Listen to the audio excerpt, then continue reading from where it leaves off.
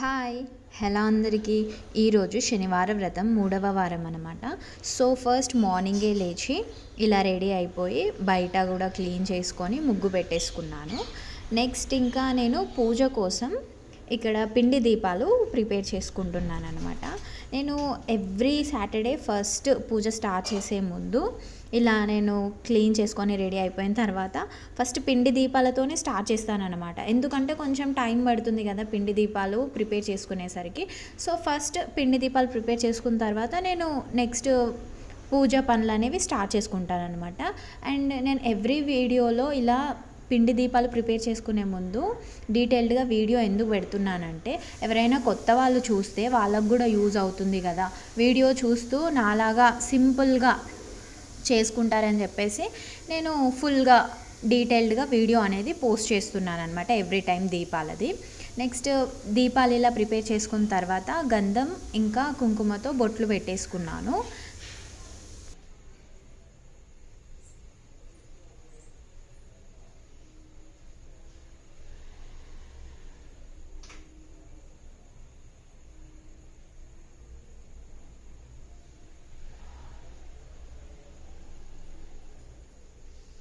గంధంతో ఇలా గోవిందనామాలు పెట్టేసుకున్న తర్వాత కుంకుమతో కూడా బొట్టు పెట్టేసుకున్నాను.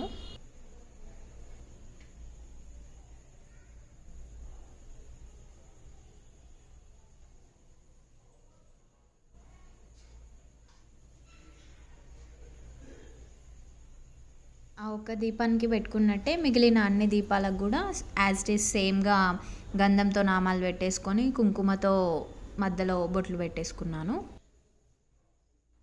అలా నీట్గా గోవిందనామాలు పిండి దీపాల పైన వస్తే నాకు చాలా హ్యాపీగా అనిపిస్తుంది అనమాట. సో, అందుకనే నేను మళ్ళీ మళ్ళీ అక్కడ వీడియోలో చూపిస్తున్నాను చాలా నీట్గా వచ్చిందని చెప్పేసి. అన్ని దీపాలకి ఇలా నామాలు పెట్టేసుకున్న తర్వాత ఈరోజు నేను స్వామివారికి ప్రసాదంగా పాయసం అనేది వండుతున్నాను అనమాట. సో, దానికోసం ఫస్ట్ ఒక గిన్నెలోకి నెయ్యి యాడ్ చేసుకొని దాని తర్వాత అందులోకి కొన్ని డ్రై ఫ్రూట్స్ యాడ్ చేసుకున్నాను. అంటే నేను సింపుల్గా ప్రిపేర్ చేసుకున్నాను ఈరోజు. అవి కొద్దిగా వేగిన తర్వాత నేను సేమియాని యాడ్ చేసుకున్నాను అనమాట అందులోకి. సేమియా కూడా కొద్దిగా కలర్ చేంజ్ అవ్వగానే అందులోకి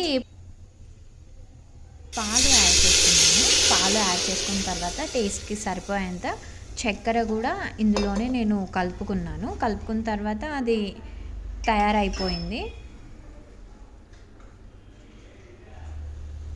తర్వాత నేను ఇంకా స్వామివారికి ఇక్కడ పూజ అనేది స్టార్ట్ చేశాను అనమాట. కొత్త క్లాత్ పీఠం పైన పరుచుకొని పసుపు కుంకుమ వేసుకొని బియ్యం కూడా వేసుకొని అయ్యగారి ఫొటోస్ ఇంకా అయ్యగారి విగ్రహం నేను అక్కడ పెట్టుకున్నాను. తర్వాత పూలమాల నా దగ్గర ఉన్న పూలు అలా చిన్న మాలలాగా చేసేసి స్వామివారికి వేశాను అనమాట.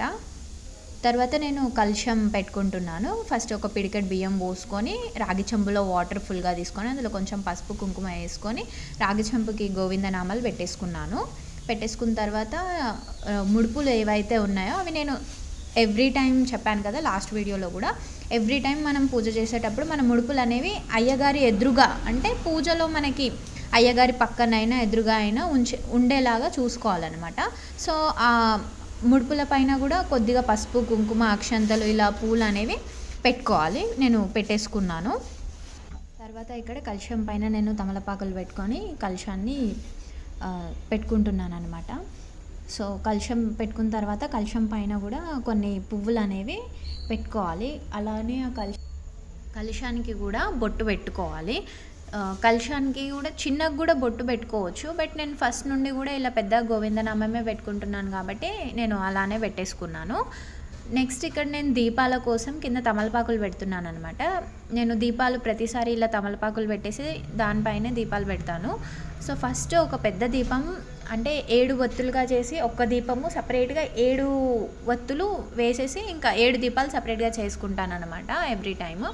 సో, వాటి కోసం నేను ప్రిపేర్ చేసుకున్న తర్వాత గణపతి పూజ చేసుకొని స్వామివారి అష్టోత్తరాలతో పూజ, పద్మావతీదేవి అష్టోత్తరాలతో పూజ, లక్ష్మీదేవి అష్టోత్తరాలతో కుంకుమార్చన, స్వామివారి అంగపూజ, వ్రతకథ విని నైవేద్యం సమర్పించుకున్నాను.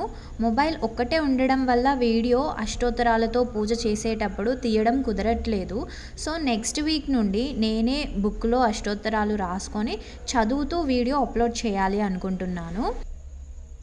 వ్రతకథ పూర్తిగా విన్న తర్వాత అక్కడ అక్షంతలు వేసేసి మంత్రపుష్పం చెప్పేసుకున్న తర్వాత ఇలా 7 దీపాలు మనం వెలిగించుకోవాలి స్వామివారికి.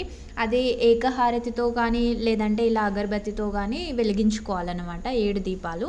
7 దీపాలు వెలిగించుకున్న తర్వాత మళ్ళీ స్వామివారికి హారతి ఇచ్చి ధూపం కూడా పెట్టేసుకున్నాను.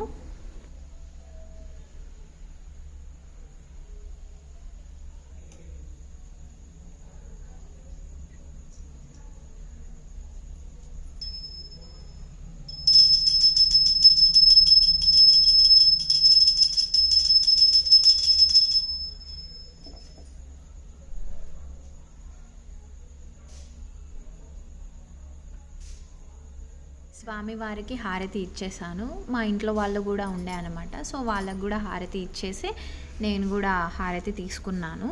తీసుకున్న తర్వాత నేను ధూపం అనేది వెలిగించుకుంటున్నాను అనమాట.